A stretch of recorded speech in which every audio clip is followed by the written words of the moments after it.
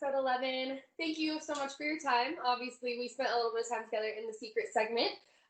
So if you guys haven't yet, make sure you catch the secret segment, go subscribe, and you can catch those secret segments with every single episode guest. But now we have Lyndsey D'Arcangelo. She's a contributor with The Athletic, and you do WNBA and Buffalo, correct? Yep. I started with the Buffalo site, and when they launched the WNBA site last season, they brought me on for that.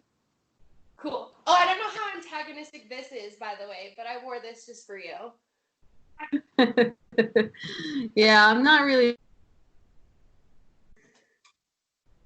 Uh-oh, we got a spotty connection. Are you there?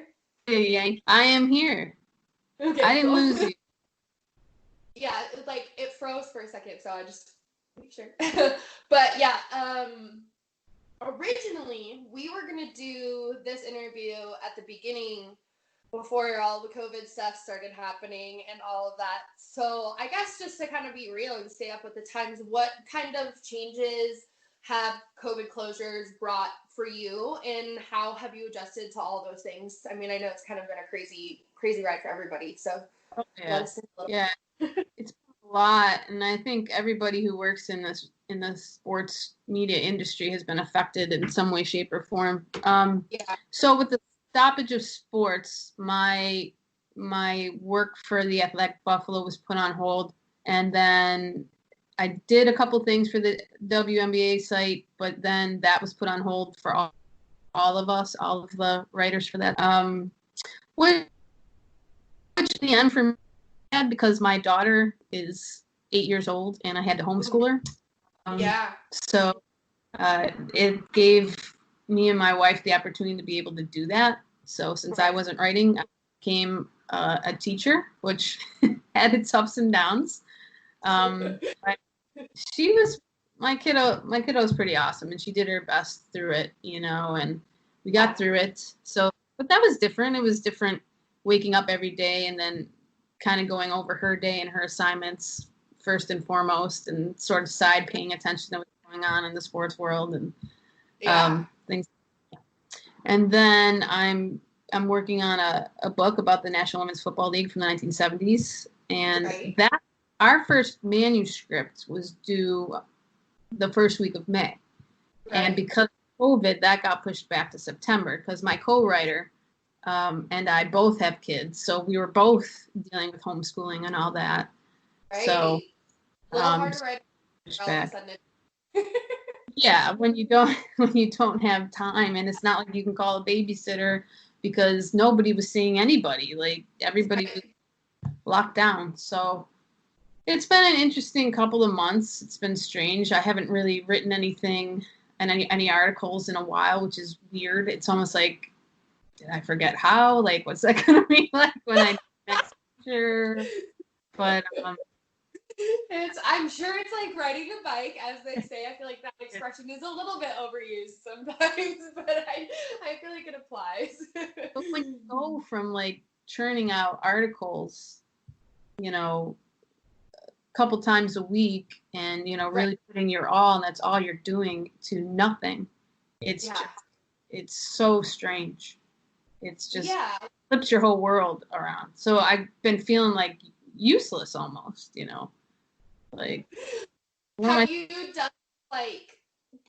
done any like personal writing or any like articles that you're gonna keep on hand or anything like that, or have you just been totally hands off about it?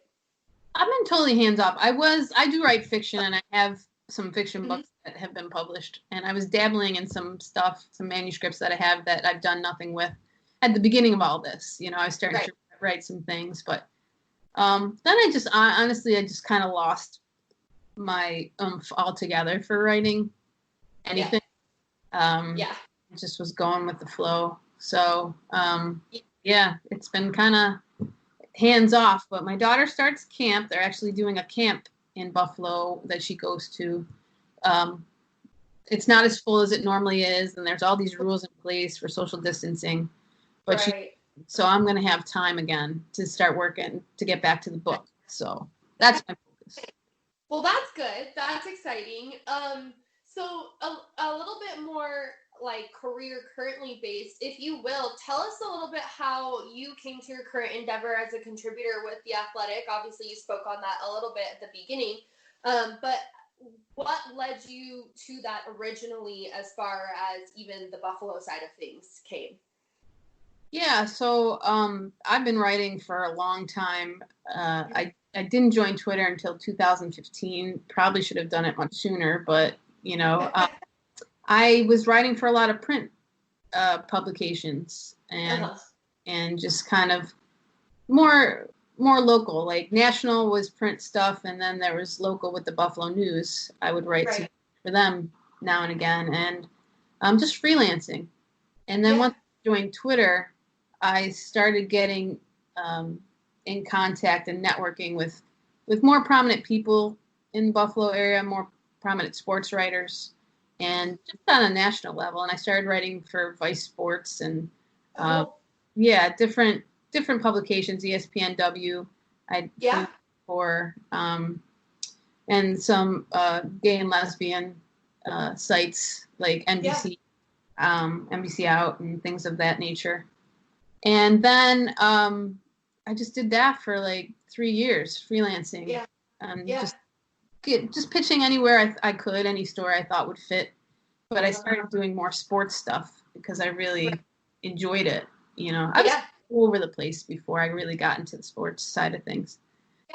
And one of the guys that I had met, his name is Tim Graham. He's written for ESPN for a while, and then he was with the Buffalo News, and now he's with the Athletic Buffalo.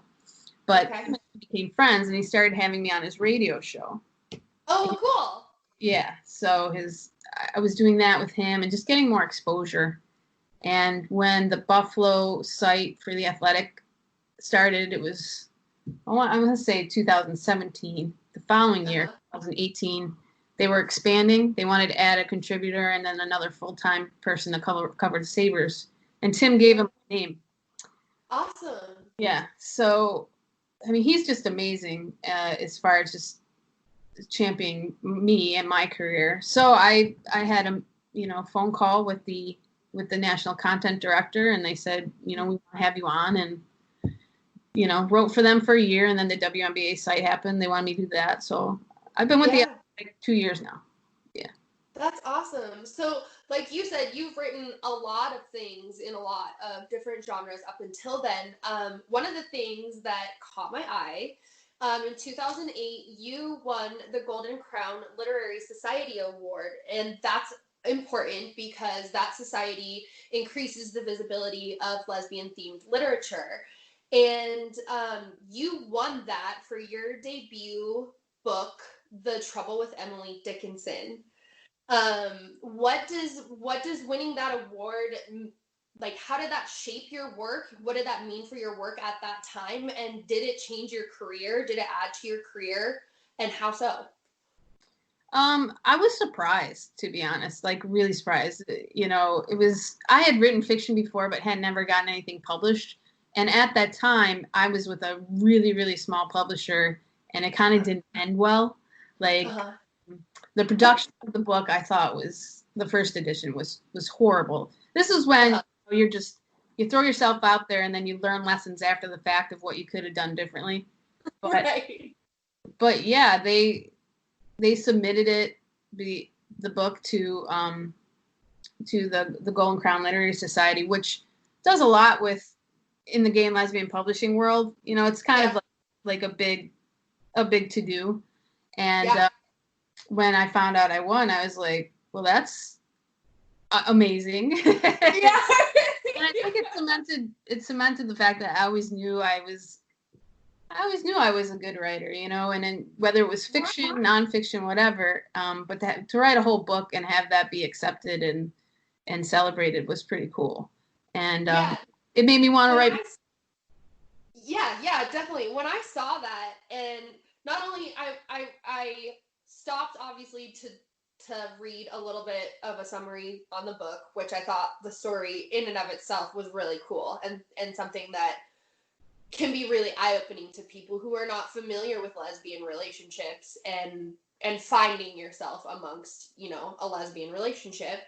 But like you said, once I discovered what the Golden Crown Literary Society was, I was like, oh my God, this is so cool. I just had to have you speak on that for a second, because I felt like it was so important to not only just you personally, but to the community, and I mean, just lesbian literature in general. I feel like it's such an important thing that it's acknowledged just as much as the male side of it. You know what I mean? And I thought that was such an important moment for your career. So I just wanted to hear from your perspective what that was like for you. So your first reaction when you were like, I was amazed.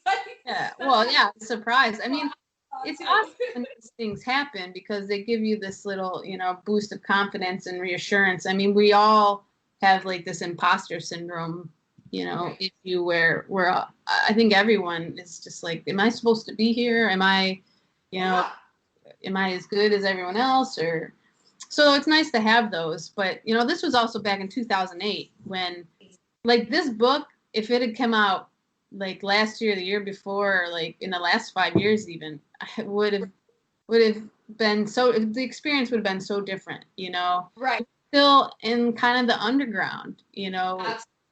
and Absolutely.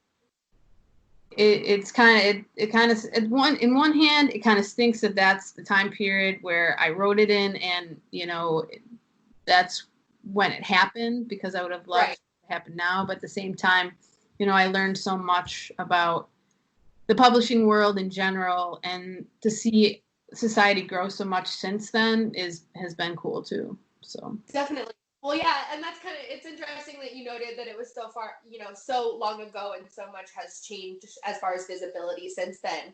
But I feel like maybe just speaking on it will kind of revive it a little bit, maybe, and get some new followers on the book and the topic in general. Because I just thought that was so cool, and wanted to, like I said, stop and have you speak on that for a second, because once I realized kind of the stature of what that award meant, as far as you personally, I was just like, wow, that is so cool. You know what I mean? So just had to get your perspective on that. But kind of to switch gears to a little bit more current times, as you said, 2020 has been crazy, as we know, starting, unfortunately, with the death of Kobe Bryant.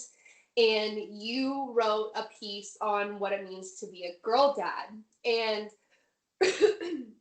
I wrote this quote out word for word because it spoke to me so clearly, and it related so much to of what I deal with as far as coming up in the modeling industry, the cannabis industry, and now as a woman in the sports industry.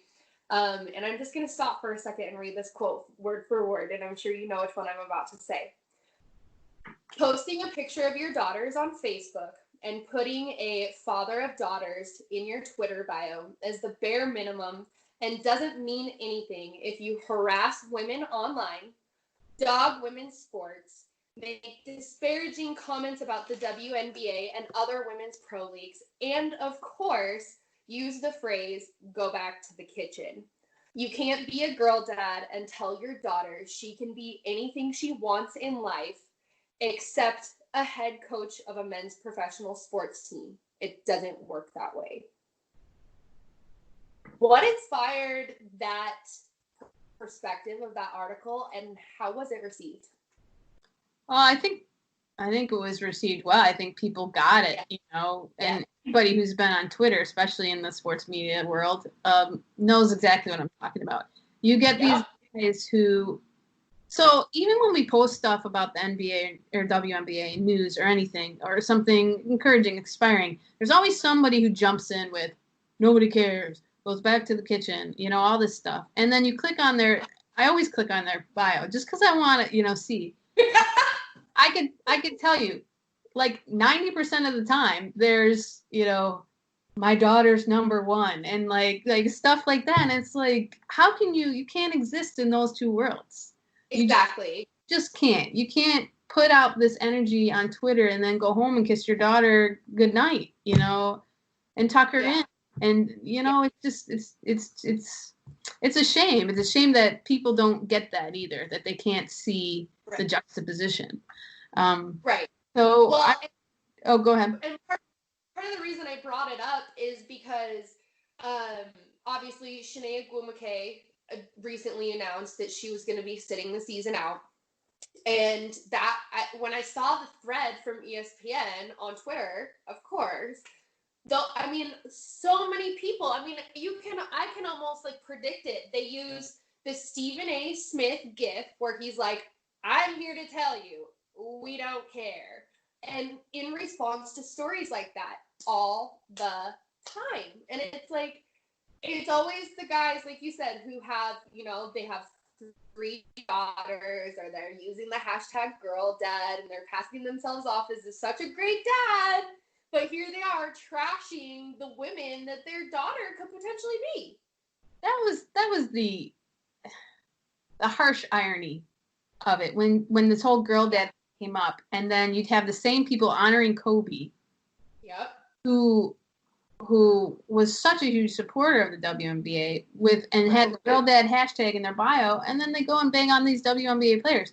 It takes a lot of energy and attention to hop to a thread and comment, because if you didn't care, you would just bypass. I'd run down things on Twitter that I don't care about at all, and you know what I do? I keep going. I keep it moving. Keep going. If I'm not interested in, it doesn't permeate.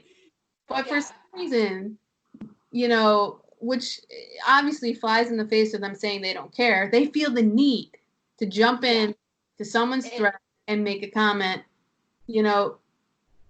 So the whole I don't care thing, it's not that they don't care.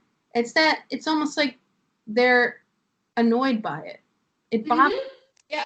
Because when something bothers you, then you feel the need to comment.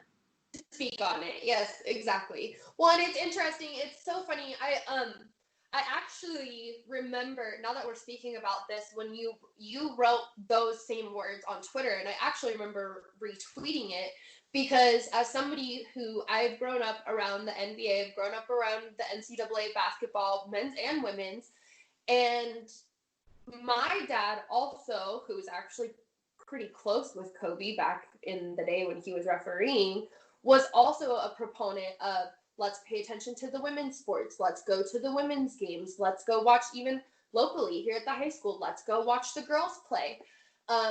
And as somebody who has been around these leagues and these sports all my life, and then when I speak on my knowledge, I speak on the teams that I like, I speak on the players that I follow, and I speak with knowledge, and I speak from, I remember watching in 2017, or, these different examples that I use when I speak on what I know, and I always get dogged on by guys. Always. And so it's like, coming from somebody who has experienced, like, both sides of it, so to speak, as somebody who I've always tried. I mean, I've got a WNBA jacket upstairs in my closet. You know what I mean? Like, I've always tried to honor the women's games as well. But I've also personally been dogged on by guys for my athletics and my athletic knowledge. And it's just so relatable to what you said. And it's like, as someone who's living proof of it, thank you for speaking on it. You know what I mean? Because it's important to call those people out, because it's so hypocritical. And if you truly are a girl dad, then you got to stop that shit. You know what I mean? Like, that's what I mean. Like, the fact that they don't have enough awareness to see how they're thinking and what's coming out of the thoughts that they have and how they're tweeting, and then interacting with their daughter at home. Like, like I said, it's the bare minimum. It's the bare minimum to girl dad in your Twitter bio. Right. I agree. So, like I said, thanks for speaking on that, because it's something that resonated with me so much. But the meat and potatoes, so to speak, about why I wanted to have you on. You mentioned it at the beginning of the show, but you are writing a book about the Women's Football League with Brittany De La Creta. Did I say that correctly? Yeah. Okay. And so, without obviously giving away the project, you did speak a little bit about your submission date getting pushed back to September, but talk about why this is an important project to you and why you felt this is an important story to tell. Well, I think it's like anything in women's sports history. There's so much that happened that isn't out there, Right. And this was something that Brittany had come across while she was doing an article. And we had originally wanted to do a women in football book, but we were stuck on whether to do like a general women who have contributed to football throughout history, to the current landscape, and it was kind of a broad outlook. And then she came across this this league from the 1970s, which is this women's professional football league, the NWFL.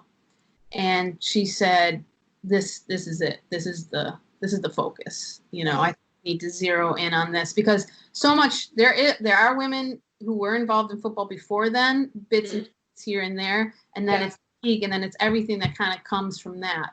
And you just have some really incredible people who played in this league. Yeah, one of the most gifted athletes in women's sports history. Linda Jefferson was the most prominent player, a black woman in this league, and she was the first woman on the cover of a sports magazine, which was Billie Jean King's magazine called Women's Sports.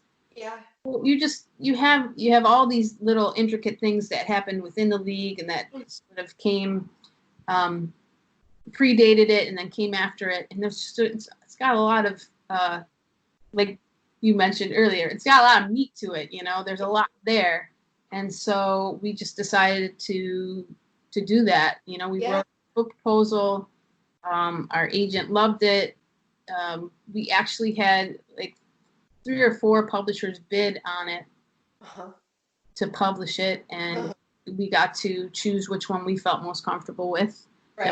With justice. And then last summer it was announced that we got our book deal, and then we started the research and contacting all these players, which they're all in their 60s and 70s now. You know, this has been a long time coming for some of them, and you know, we started the reception like, again, without giving away too much of the book, because I'm sure you guys are going to include some of the process in the story of it, but what was the reception like from those women when they realized why they were being contacted by you? Well, some of them, and this is general across the board, they're like, we didn't think we were doing anything special. We just wanted to play football. This gave us an opportunity to do something that we never could do before. Like, all the boys got to do it, and we wanted to do it too. Yeah. It's very simple. They just love to play.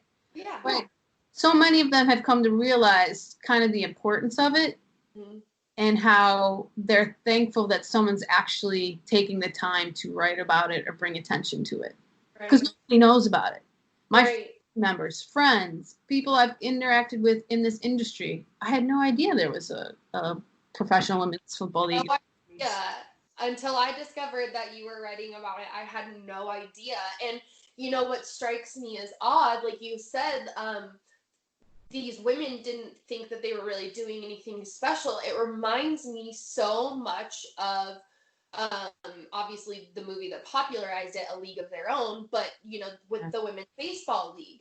And, you know, if people were that fascinated by that, then why wouldn't they be as equally fascinated about a women's football league, too? You know what I mean? And so once I realized personally that it existed via you, it was like, what? Like, you know, like you said, how did more people not know about this? It's kind of one of those things that if people know and watch A League of Their Own, then they should know about this too. Yeah. But it's true, because before A League of Their Own came out, how many of us knew? I was like 12 at the time, I think. Yeah. Well, I didn't know there were women who played professional baseball before that. It's just like bringing the attention, you know, to something that should be part of sports history knowledge. Absolutely. Yeah, you essentially took the words right out of my mouth, not to, you know, use a phrase that's so commonly used, but I mean, there's so much, especially right now, of our history, not only as a nation, but just as a culture, that is like so not talked about. And I feel like right now is the time to kind of bring all these things to light, whether civil rights culture, whether sports culture, because truly the things do go hand in hand. You know what I mean? So the more that we're able to talk about minorities or women doing things that men or people that are in majority communities have been able to do, it's definitely an important conversation because, like you said, there's so much of that history that's so unknown that it would be so much more popular if people knew the history. Yeah. Not just the events themselves, but the ideas behind the events, the ideas behind the fact that, yeah, women can play football too. Women can play baseball too. You know what I mean? So it's just interesting to me, we were obviously talking earlier how the WNBA is so dogged upon, but then we stop and think how we've only once in our history as a nation ever had a women's baseball league or a women's football league. So we're so far behind the curve in women's sports. I mean, women's soccer, that's a whole nother conversation. You know what I mean? Like, it's so deep. So I just felt it was so important to have you on to talk about this book and the project so that people can kind of keep an eye on it. You mentioned kind of your goal date for submission. When can we expect to be able to purchase the book? When can we get our hands on it? Yeah, so we're still scheduled to publish September 2021, which we wanted to coincide with the start of the NFL, the football league, the football season, with its release. So that's still our target at this point. Cool. Yeah. Cool. Okay. Well, please make sure to keep me informed because it's something that I want to keep talking about and give you guys, that extra. I have a small platform, but I have a platform. You know what I mean? So my wife asked me, she's like, well, what podcast are you doing? And I explained, and I was like, listen, I'll talk to anybody, anybody who wants to chat or is doing their own thing and starting their own platform. Like, I'm happy to help out or. Thank you, by the way. I appreciate that. I appreciate your time. And I also, before I forget, it's been coming to mind throughout, but I wanted to make sure I say Happy Pride Month because obviously, as we know, this weekend was, the big official Pride weekend. So I wanted to make sure I said that to you. So, just thanks for sharing so much of who you are with the sports community and being so transparent about the things that are important to you, because I really feel like, not to put you on a pedestal because I know you're not that type of person, but I just really feel like so many of the issues that you talk about and write about are really important. And so I just wanted to give you a minute, like I said, to kind of speak on a little bit of speckling of everything, because I feel like someone like you and people like you should be a little bit more paid attention to as far as normalizing and equalizing various voices. So just thanks for all you're doing in the sports community. I appreciate you and I enjoy following you. So well, that means a lot. I appreciate you saying that. It means a lot. Of course. So thanks for your time today. And, maybe when fall 2021 comes around, we can have you and Brittany on the show and talk about the book. Because that'd be awesome. That'd be awesome. Awesome. Well, thanks so much for your time today. Thank you. It was fun. Thanks. I had fun too.